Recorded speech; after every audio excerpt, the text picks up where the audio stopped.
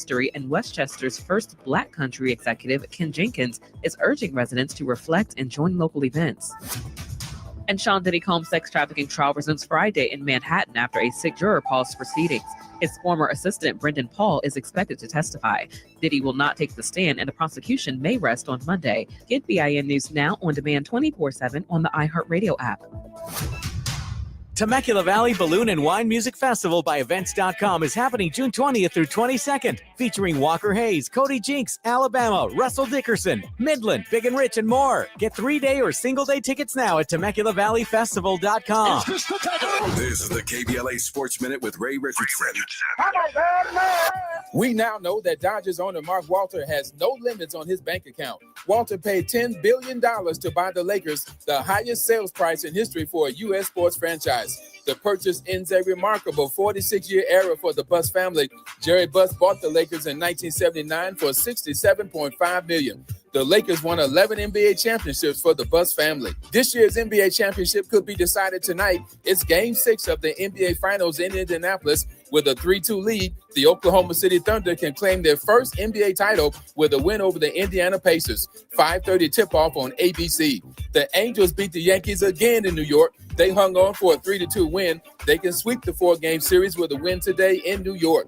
The Dodgers got a game-winning homer from Will Smith in the bottom of the ninth to beat San Diego 4-3.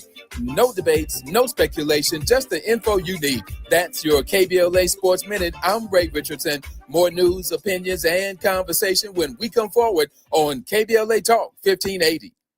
1 2 1 2 1 2 1 2. You ready? Somebody make some noise in this joint. KBLA Talk 1580 celebrates its 4th anniversary this year on Juneteenth. Here we go again. Hard to believe 4 years has gone by so fast. Oh my God. But here we are, still standing, still loving and serving our people as best we can. Yeah, that's what I'm talking about. To celebrate our 4th anniversary, we have 4 big events, and you're invited to all of them. She got a lot to say. Let's do this. Let's get it on. On Wednesday, June 18th, we go live on C-SPAN for the 2nd consecutive year with our Climate Justice Plus Black Health Symposium. Tavis Smiley will moderate an all-star panel of thinkers and influencers as we continue our vitally important climate justice work. Hey, Tavis Smiley, talk about. On Thursday, June 19th, you're invited to join us as we celebrate Juneteenth and our 4th anniversary. There will be plenty of food, fun, great music, good vibes, and all of your favorite KBLA Talk 1580 hosts will be there. Yeah, man. Flip the beat. On Saturday, June 21st, there are 2 big events you're invited to attend. I can't wait to hear it. This year, KBLA Talk 1580 continues its annual partnership with the Empowerment Congress for a community celebration and dialogue to educate, engage, and empower. This year's theme is Resilience in the Face of Chaos. Can't wait to see what's up next. Y'all ain't ready for this. And new this year is our State of Black Women in Los Angeles Symposium, moderated by Dominique DePrima, with a luncheon to follow. Dominique will be leading a dialogue with some of the most impactful Black women leaders in Los Angeles, and you're invited to join. This is it. All of these events are free, but seating is limited, so you must register in advance at our KBLA1580.com website, where you can find all the details you need about each event. Check it out. It's our 4th anniversary, and we would love to celebrate it with you. I love you guys so much. There's nothing you can do about it. We're KBLA Talk 1580. The only black talk radio station west of the Mississippi. Thank you for having our black. Happy anniversary, KBLA. We love you. Love you.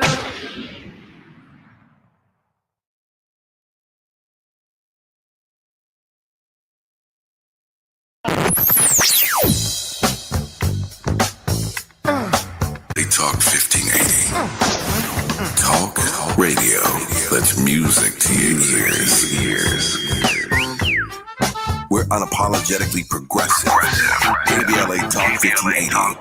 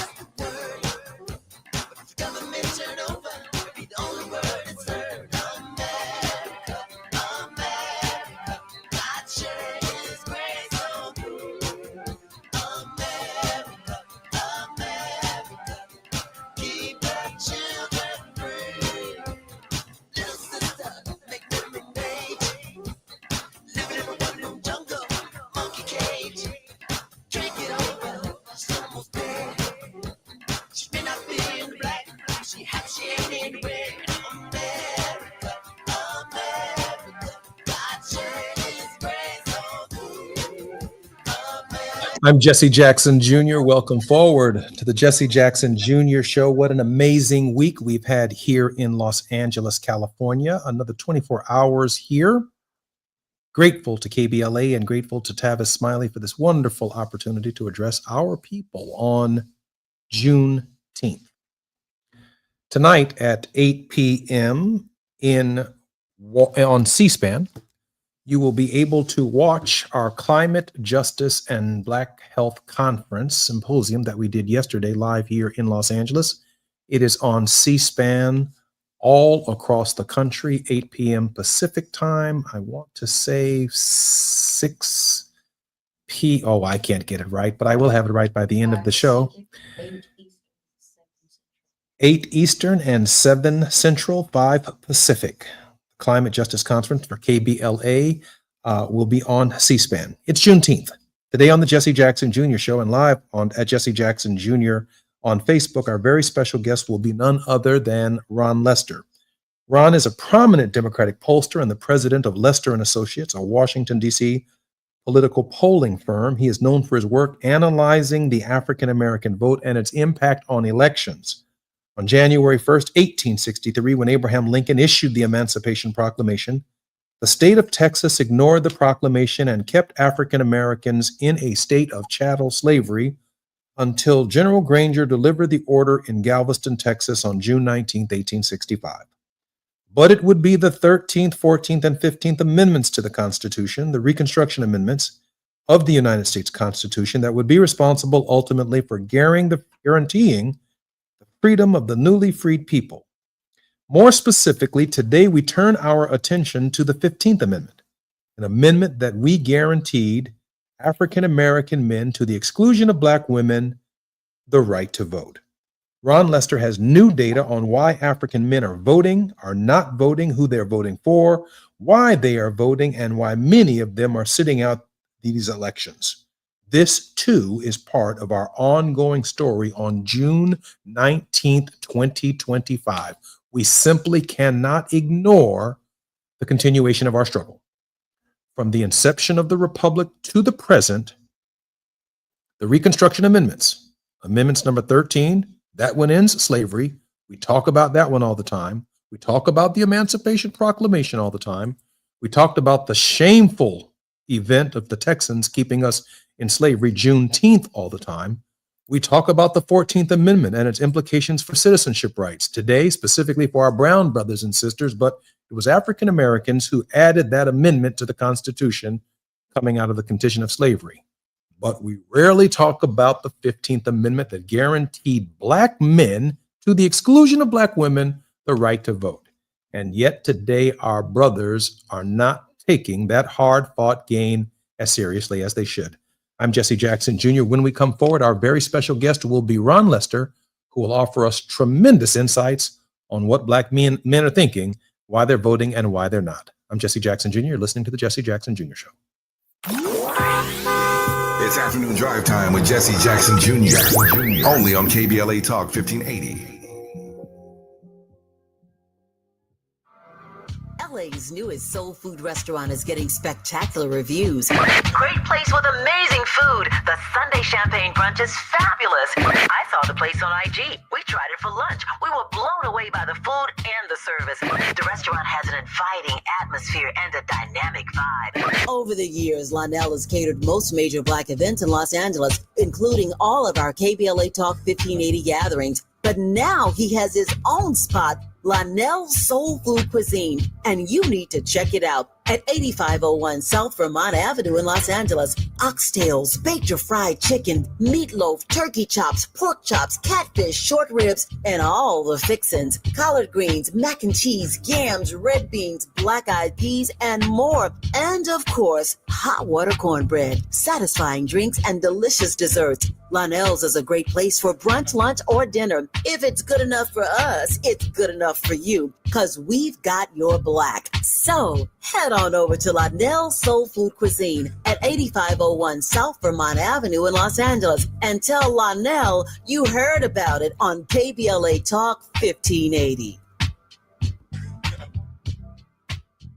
Is reviewing life insurance on your to-do list? Now's the perfect time to add it. A friend recently told me that securing life insurance sooner rather than later can help you lock in lower rates for years to come. So I bumped this up on my list and got it done. I called SelectQuote and couldn't believe how easy and affordable life insurance is. I'm 40 and got a $500,000 policy for $16 a month. My husband's also 40 and his $500,000 policy was only $18 a month. Plus, with SelectQuote's same-day coverage, there was no medical exam required, and we were covered by the time we hung up. Knowing I have this checked off my list feels amazing, but the peace of mind knowing my family is protected feels even better. Call SelectQuote at 1-800-729-7070. That's 1-800-729-7070. Or go to SelectQuote.com to get your free quote today. That's 1-800-729-7070. Details on example rate at SelectQuote.com. Now back to more of Jesse Jackson Jr. on KBLA Talk 1580.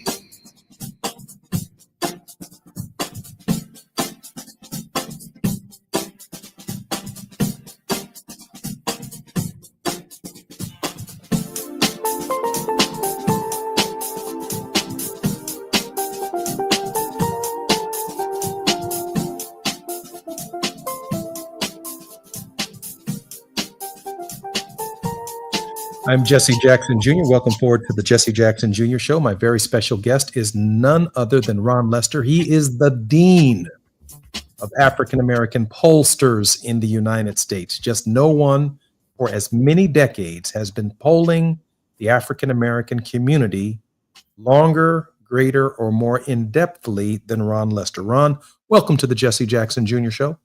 Glad to be here. My pleasure.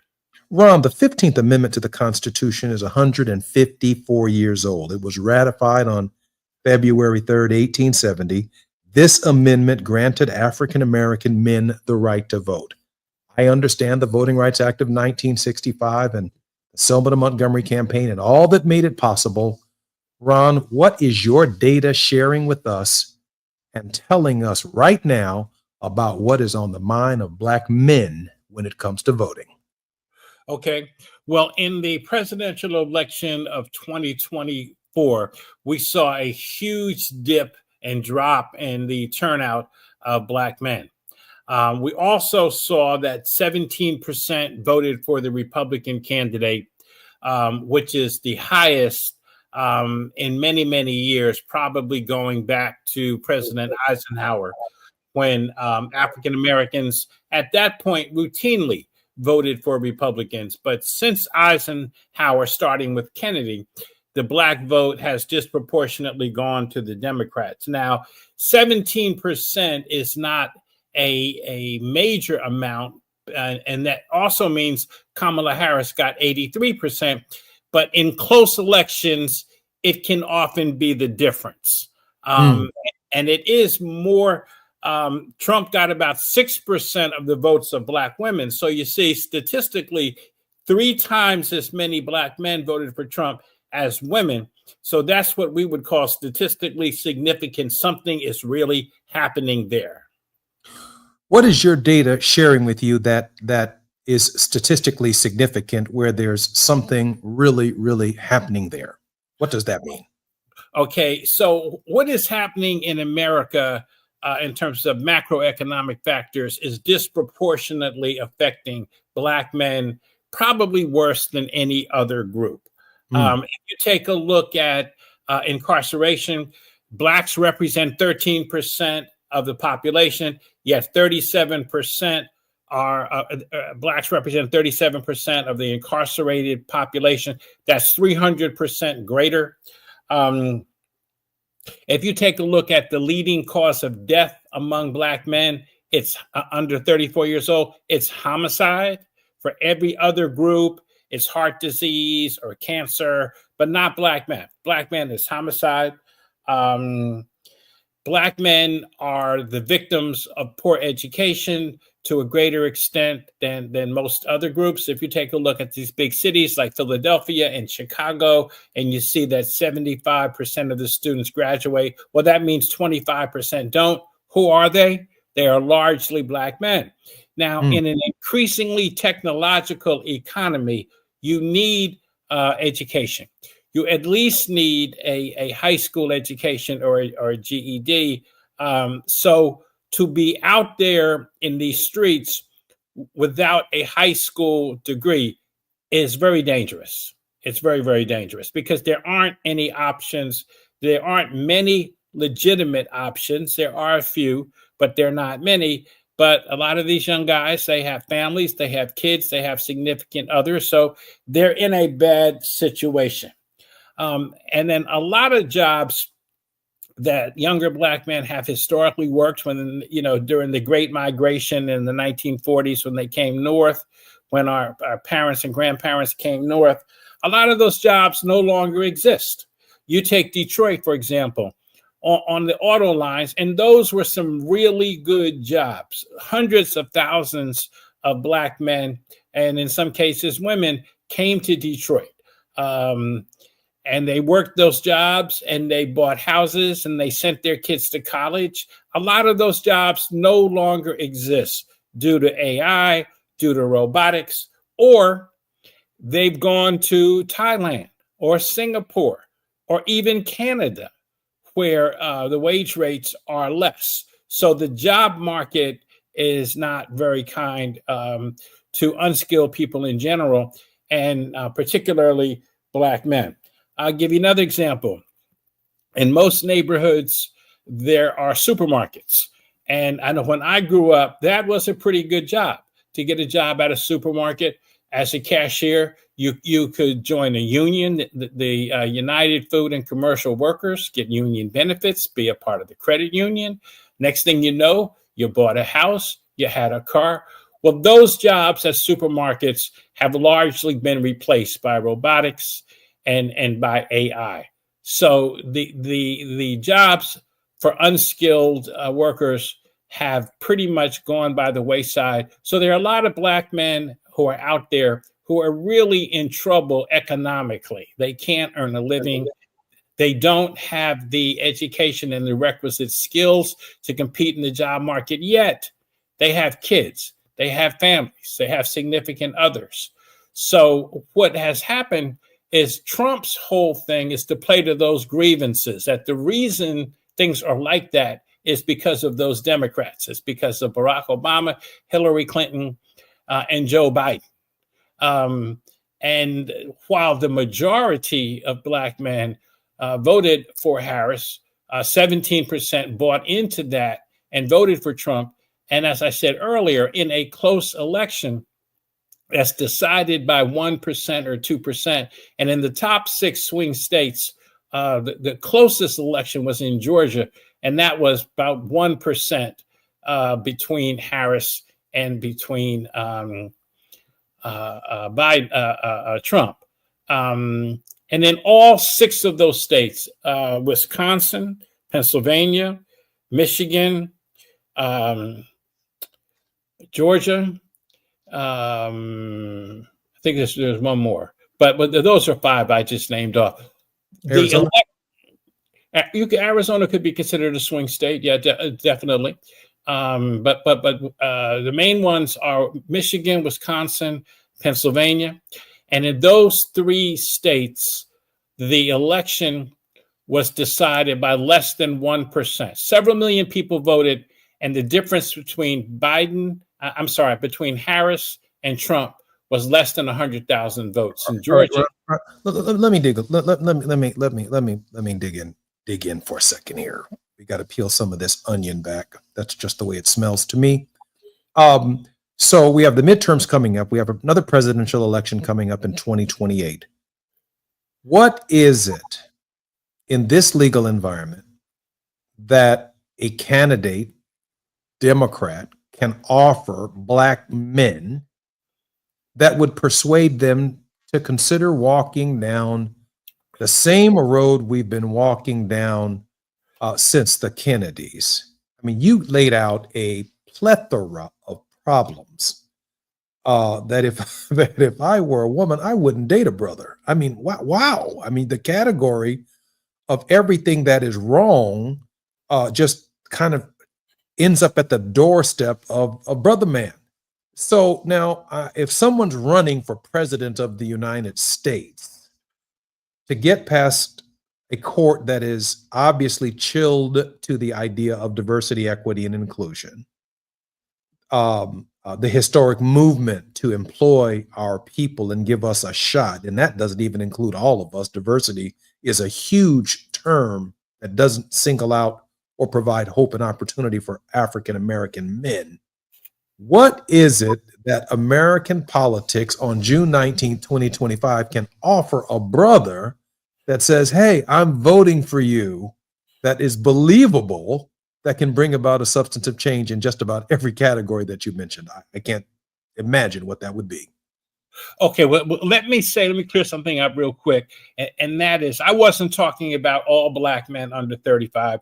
We're talking about maybe 35% fall into that category. But you're saying that category, there's just enough of them. There's enough of them to move an election.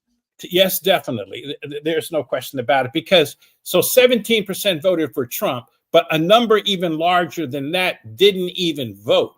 Where under the two Obama elections, the Hillary election, and the Biden election, you had turnout among younger black men in the high 50s. So this is a major drop here. But you ask a very good question. What can the parties offer? And we have a senator from Delaware named Lisa Rochester, who was the labor commissioner in Delaware for 8 years before she was elected to Congress. I believe she served 3 terms in Congress. And she has a bill that she introduced in the House before she came over to the Senate. She even had 10 Republicans as co-sponsors.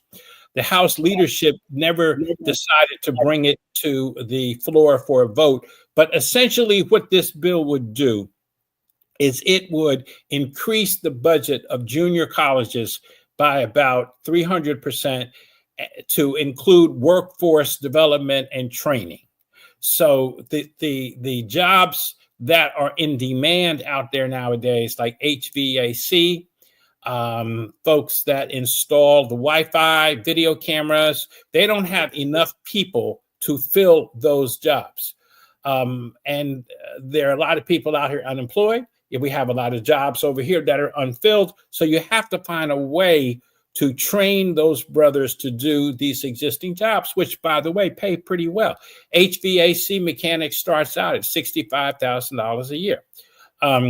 So her plan was to fund and create more programming that would also include some remedial training, because one of the problems we talked about earlier is a lot of these brothers did not graduate from school. So they have some difficulties and challenges in reading and writing, which you need for a job in the modern economy. So her program and her funding to the junior colleges around the country would also include a remedial education component and job training.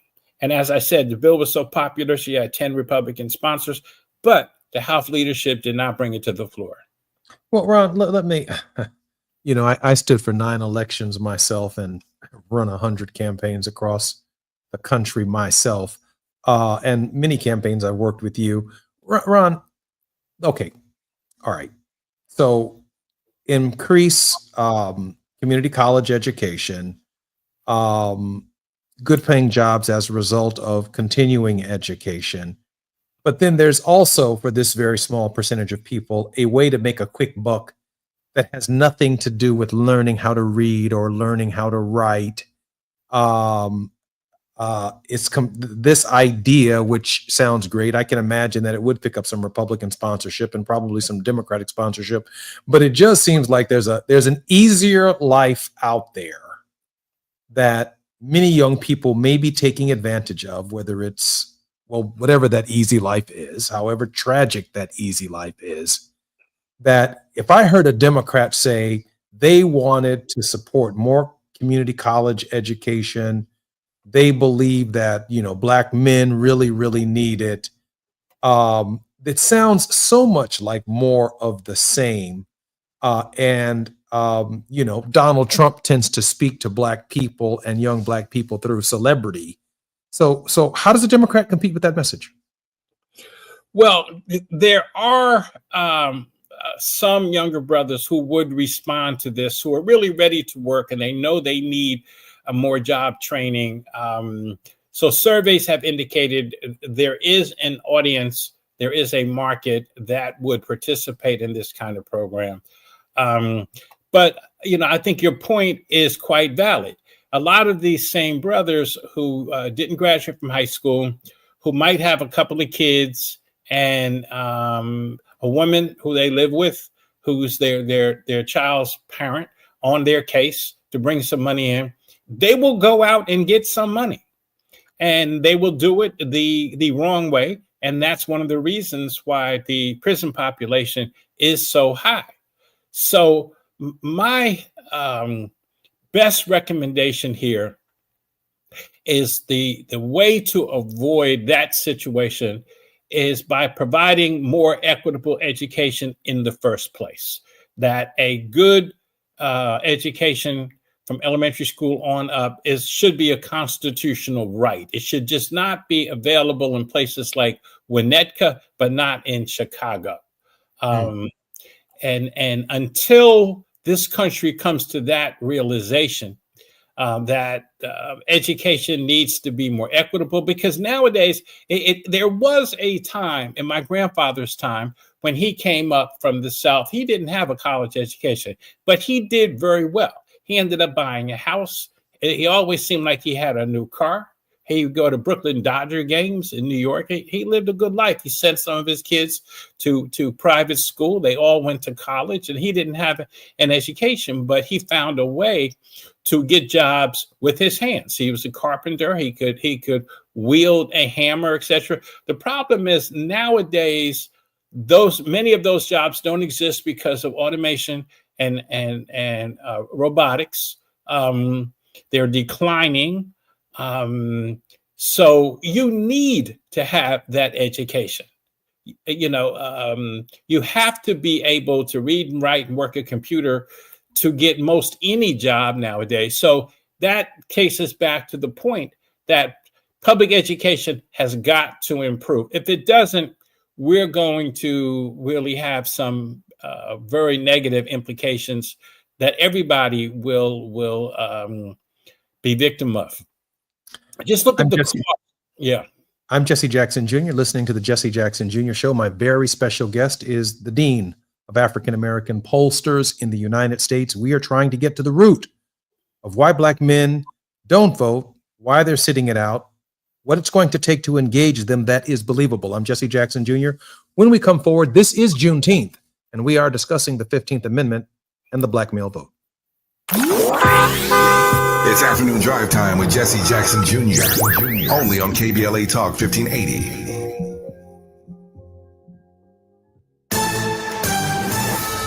I'm Amber Payton with BIN News Now. Former President Barack Obama says the U.S. is dangerously close to autocracy. Speaking in Connecticut, he warned against normalizing one-person rule and called the current climate inconsistent with democracy. We start drifting into something that is not consistent with American democracy. Still, he said he remains hopeful and urged Americans to stay alert and engaged.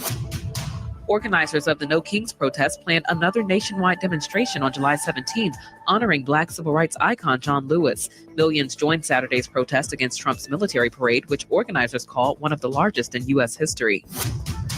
And the New York City Council is demanding updates on efforts to reduce school segregation.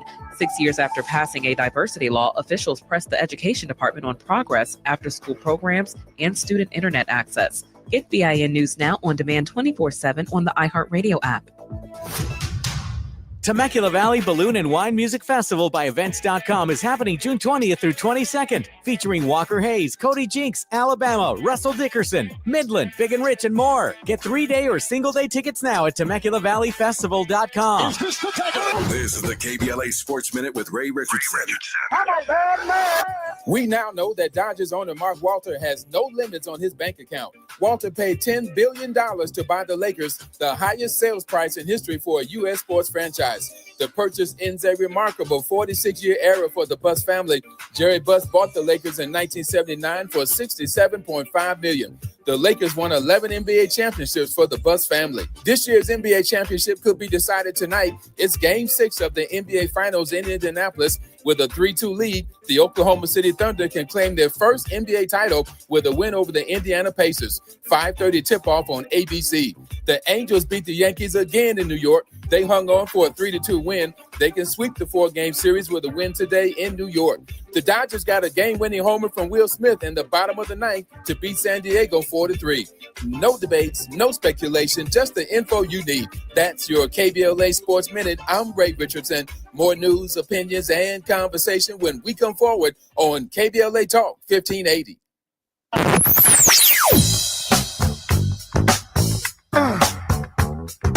This is KBLA Talk 1580. Talk radio. That's music to your ears. We're unapologetically progressive. KBLA Talk 1580. We've got a lot to talk about. I'm Reverend Gerald, the life coach. Is someone you love struggling with addiction and mental illness? Is improving your family's health important? Want to leave a legacy that your family can grow? Are you ready to enhance your perception of life experiences? Then wake up weekends at 7 a.m. with Urban Family Focus and get the wisdom, opportunity, resources, and motivation to live your best life. Join the conversation on Urban Family Focus Saturday and Sunday at 7 a.m. Unapologetically progressive. KBLA Talk 1580. We've got your black. May 6th was World Asthma Day, and it's a critical time to raise awareness about your asthma. Did you know that Black Americans are approximately 5 times more likely than white Americans to visit the emergency department due to their asthma? Managing your asthma is possible with regular checkups, avoiding known triggers, using prescribed medications correctly, and creating an asthma action plan with your healthcare professional. An action plan is a personalized plan you create with your doctor that shows you what to do and what medications to take to help control your asthma when you're having a hard time breathing or having an asthma attack. Stay aware. Have a plan because your health matters. For more tips and resources on managing your asthma, visit luma-edu.com. luma-edu.com. This message is brought to you by Amgen and AstraZeneca. 1 2 1 2 1 2 1 2. You ready? Somebody make some noise in this joint. KBLA Talk 1580 celebrates its 4th anniversary this year on Juneteenth. Here we go again. Hard to believe 4 years has gone by so fast. Oh my God. But here we are, still standing, still loving and serving our people as best we can. Yeah, that's what I'm talking about. To celebrate our 4th anniversary, we have 4 big events, and you're invited to all of them. She got a lot to say. Let's do this. Let's get it on. On Wednesday, June 18th, we go live on C-SPAN for the 2nd consecutive year with our Climate Justice Plus Black Health Symposium. Tavis Smiley will moderate an all-star panel of thinkers and influencers as we continue our vitally important climate justice work. Hey, Tavis Smiley, talk about. On Thursday, June 19th, you're invited to join us as we celebrate Juneteenth and our 4th anniversary. There will be plenty of food, fun, great music, good vibes, and all of your favorite KBLA Talk 1580 hosts will be there. Yeah, man. Took the beat. On Saturday, June 21st, there are 2 big events you're invited to attend. I can't wait to hear it. This year, KBLA Talk 1580 continues its annual partnership with the Empowerment Congress for a community celebration and dialogue to educate, engage, and empower. This year's theme is Resilience in the Face of Chaos. Can't wait to see what's up next. Y'all ain't ready for this. And new this year is our State of Black Women in Los Angeles Symposium, moderated by Dominique DePrima, with a luncheon to follow. Dominique will be leading a dialogue with some of the most impactful Black women leaders in Los Angeles, and you're invited to join. This is it. All of these events are free, but seating is limited, so you must register in advance at our KBLA1580.com website, where you can find all the details you need about each event. Check it out. It's our 4th anniversary, and we would love to celebrate it with you. I love you guys so much. There's nothing you can do about it. We're KBLA Talk 1580. The only black talk radio station west of the Mississippi. Thank you for having our black. Happy anniversary, KBLA. We love you. Love you. You're listening to Jesse Jackson Jr. on KBLA Talk 1580.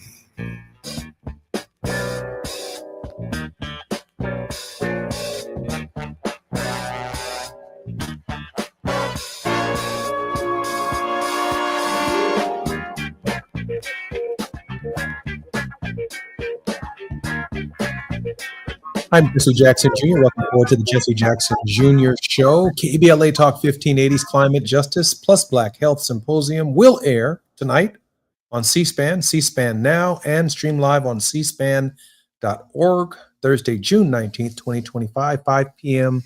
Pacific Time, 8 p.m. Eastern Time, and 7 p.m. Central Time. Happy Juneteenth. We had an amazing symposium yesterday. Mayor Karen Bass was there. Dr. Cornel West was there. Ben Jealous was there. Congresswoman from this area was there. Justin Pearson was there, and on and on and on. We had a 2+ hour conversation about health, about the climate, about the Negro's role, about Juneteenth, and all things under the sun. But in this very special hour, my very special guest is Ron Lester. Hey, Ron. How's it going there? Man, it's wonderful out here in Los Angeles. Ron, I want to dive right back into the questions that we were having about black men on Juneteenth and their voting preferences. Look at what we're up against. Artificial intelligence. An environment where to hire black people, let alone black men, is being challenged at the federal court level. It's being challenged voluntarily by the private sector. The President of the United States has stoked the fears of almost every African American who gets a job anywhere. They're confronted with this idea that there's some kind of DEI hire. And it appears to me that one of the historical roles of the federal government, hence I'm getting at a federal program here, to hire the newly freed slaves, the federal government came up with programs because states wouldn't do it, the private sectors wouldn't do it. They created jobs programs for necessary things that needed to happen in the nation that large pools of unemployed people could actually fulfill. We talk about Donald Trump coming in, removing federal workers, and on a scale that we've not seen maybe since the, we just haven't seen it ever before. It's been expanding ever since the Civil War. We've never seen anything like this. But when I think about FEMA and wildfires and neighborhoods and streets and environmental remediation, I mean, I'm talking $60 and $70 an hour jobs for massive categories of unemployed people, and a jobs training program run by the federal government, with the federal government of the United States being the primary source of employment on a scale that we have not seen, given the education levels that your surveys over many decades have confirmed.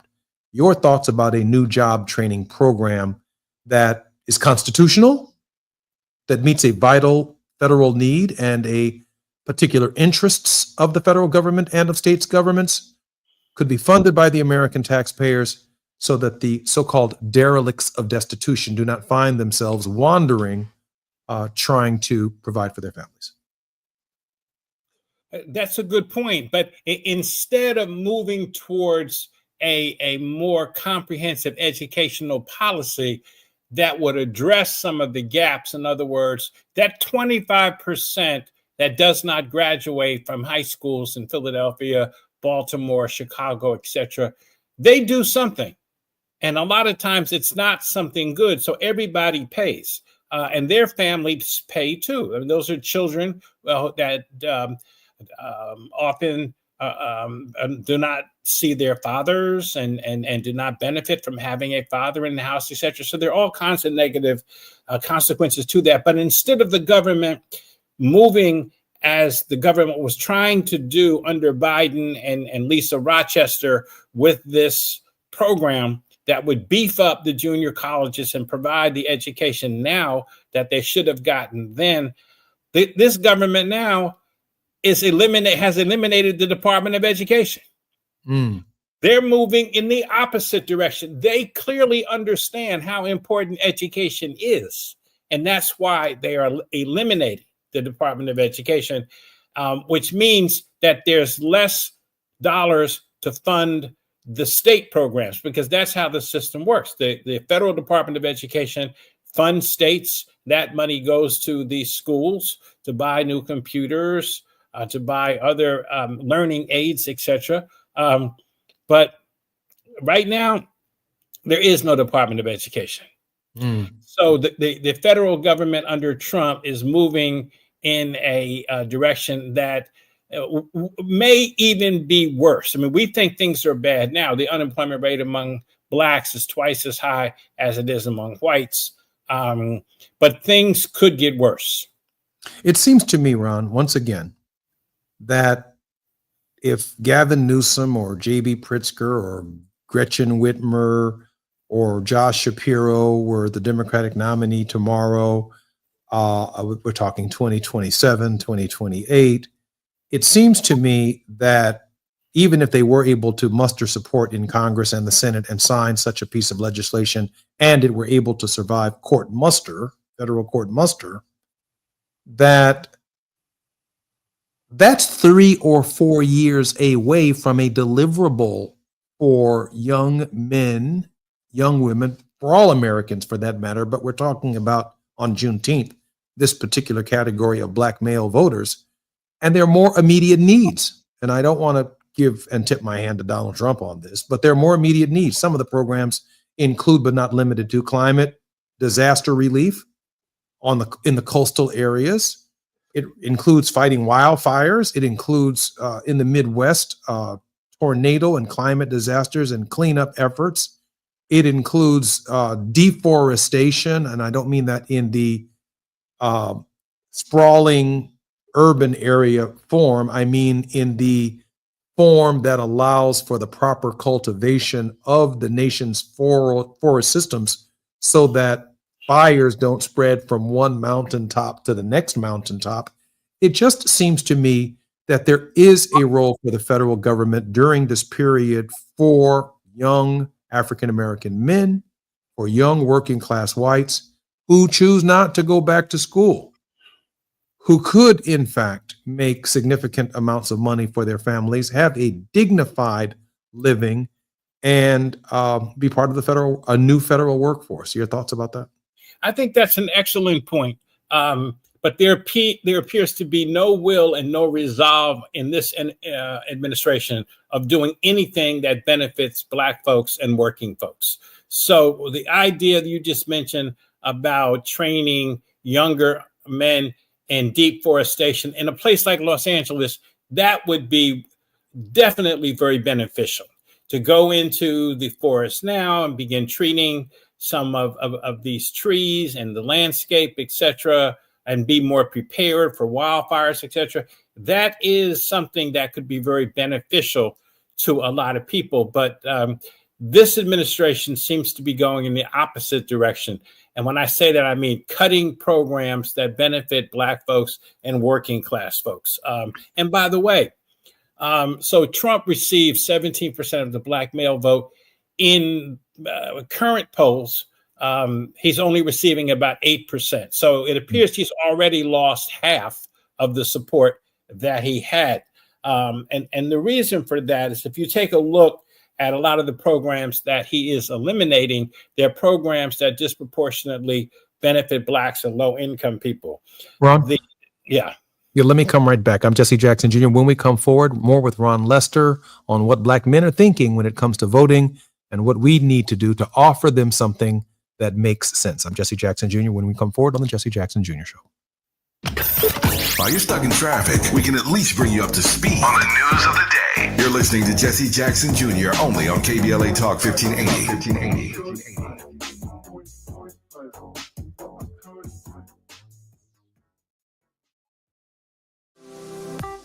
It's never too early to start talking about money in realistic ways with your kids. JP Morgan Chase navigates how to educate your kids now about creating long-lasting, healthy money habits. Whether your kids are in elementary school, high school, or college, now is a great time to start a conversation about ways to create healthy money habits as they grow, ultimately benefiting their financial future. Talking about money in a realistic way to support your kids' lifestyle and dreams, your first banking account geared towards high school or college. It's never too early. Explaining the basics, what you earn and what you spend, building financial confidence starts with getting organized. Learning and practicing vital money skills now will stay with them for life. Tools they will have to stay on top of their finances and achieve their goals. This segment is sponsored by JP Morgan Chase. Find what you love, love what you find. A Total Wine and More. There's so much waiting for you. Spirits and beer, thousands of wines. Guides in the know and prices so low. It just might blow your mind. You're gonna find what you love and love what you find. With curbside pickup and delivery available, you'll always find what you love, only at Total Wine & More. Drink responsibly, B21. Now at Verizon, we have some big news for your peace of mind. For all our customers, existing and new, we're locking in low prices for 3 years guaranteed on My Plan and My Home. That's future you peace of mind. And everyone can save on a brand new phone on My Plan when you trade in any phone from one of our top brands. That's new phone peace of mind. Because at Verizon, whether you're already a customer or you're just joining us, we got you. Visit Verizon today. Price guarantee applies to then current base monthly rate. Additional terms and conditions apply for all offers. KBLA Talk 1580. We've got a lot to talk about. KBLA Talk 1580 reminds you, when we fight, we win. The Youth Justice Coalition is challenging America's addiction to incarceration and discrimination. YJC works to dismantle policies leading to mass incarceration, law enforcement violence, and the school-to-prison pipeline. Their approach, transformative justice, community intervention, free LA high school, legal defense, and system monitoring. YJC promotes safety without relying on prisons. Their goal, prevent system contact and help people exit the system through direct action, advocacy, and education. Want to get involved or need help? Call 323-235-4243. That's 323-235-4243. Join YJC in creating change. When we fight, we win. KBLA Talk 1580, your voice for justice. This is a community call to action from KBLA Talk 1580. Hey there, Los Angeles. This is James Lucky Jr., publisher and editor of Los Angeles News Observer. Are you hungry for news that matters to you in the African-American communities of Los Angeles? Well, buckle up, because we got the scoop you've been craving. Stay in the know and never miss a beat with our free weekly publications conveniently available near you. Or hop on the digital wave and become an exclusive subscriber at OGNSC.com. Don't forget to join the party on Instagram and Twitter at OGNSCINC for behind-the-scenes access and sizzling updates. No more FOMO. Let's stay informed, connected, and empowered together. Well, these polymers aren't as flexible as batch K3. Researcher Laurie is stretched thin. Did you get the vulcanization analytics from V66? Oh, wait, are these rubber scores from last week? She needs to hire new lab technicians so she can bounce back into her old self. I need Indeed. Indeed you do. Our matching platform lets you spend less time searching and more time connecting with candidates. Redeem your $75 credit at Indeed.com/credit. Terms and conditions apply. Now back to more of Jesse Jackson Jr. on KBLA Talk 1580.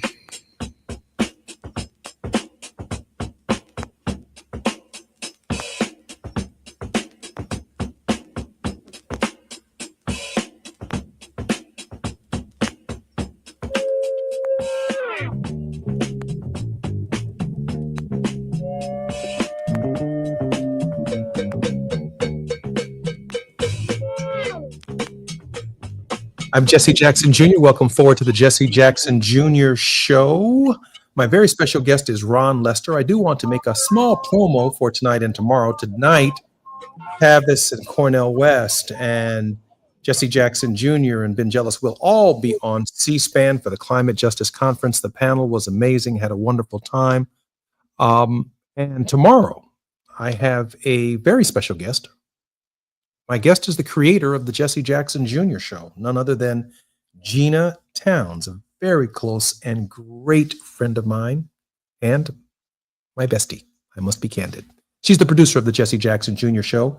She's going to be sharing with us some insights on what's next on the Jesse Jackson Jr. Show. It was actually her idea that I come to radio. And so she's going to lay out for you what we can expect coming up in the next week as the Jesse Jackson Jr. Show takes on new legs and begins an expansion process. Our very special guest on Friday will be Gina Towns. Ron, let me get back to this conversation and then leave you the last 2 or 3 minutes of our program to close on a word of hope. The question that I raise on this Juneteenth about African-American men and voting, they've had all of this stimulus, all of this data, internet, social media, Facebook, the cultural explosion since 1965, the music, the opinions of less informed people who are now influencers who matter for the quick news cycles. We no longer have Dan Rather. We no longer have Ted Koppel. We're missing the news that we received it when we were growing up. And so much information, so much education is coming from real-time influencers, whether the information is true or it's not true, whether our history is being told or it's not being told. I remember motivating people to register and vote on the basis of African-American history and an obligation that we have to our ancestors. In the past, that was enough. But now there's something else going on here. There's a desire for quick fixes to major economic problems that all boil down to, well, if I got a check with a man's name on it, a COVID check, I can actually call that progress, even though it's taxpayer money. Talk to me, Ron. How do we make a solid decision as African-American men and vote our economic interests? And what do the parties have to offer? I want to say the Democratic Party, but to chide them, to prod them along, what can either party offer to change our economic conditions that ultimately strengthen our families?